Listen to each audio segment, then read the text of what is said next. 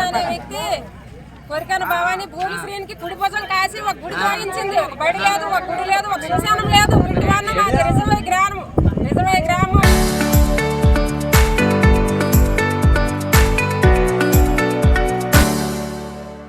గుడి కట్టామంటే గుడి కూడా తోగించింది. దానికి అంత ఇదో ప్రతి నాయకుడు వచ్చి గుడి చూసినాడు. మరి ఆవిడ రావచ్చు కదా. 27 జరుగుతుంది చూడాలి కదా. జనసేన పార్టీ పవన్ కళ్యాణ్ దిగించినాడు ఈ గుడి. కొరికాన భవాని అది ఎక్కడ ఉందో దాని అడ్రస్ మాకు తెలియదు. అది గుడి తోయించింది వచ్చి ఊరు శ్రీనివాసం రౌడీ సిస్టమ్. అతనికి కుడి కోసం కాసి గుడి తోయించి వాళ్ళు ఇప్పుడు పండుగ చేసుకొని మాకు 7 మార్లు చేసి ఒక ఊరి అనే వ్యక్తి ఈరోజు జనసేన నాయకుడు చేరి కోరికైన భవానితో జతకట్టి ఈరోజు వాళ్ళతో గుడి నిర్మాణాన్ని ఈరోజు పూర్తి చేయడం జరుగుతుంది. ఒక జనసేన నాయకుడు అయ్యింది. సనాతన ధర్మం అన్నారు. సనాతన ధర్మం సనాతన ధర్మం ఇదేనా?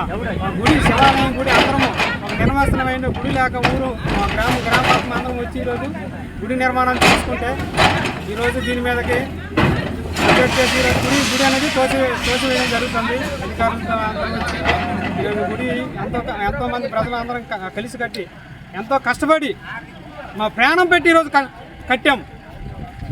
రక్తంతో చెమటూసి కష్టపడి ఇంతమంది ఎంతో మంది కట్టుకున్నారు దేవాలయాలు. మీ అందరికి కూడా చెప్పినాము అలా నెత్తనేసి ఈ రోజు గుడి తోసిన దాకా నువ్వు రాలేదు, గుడి చూడలేదు, నువ్వు ఎలాగెమ్మెల్యే అవుతావు? గుడి కళ్యాణ్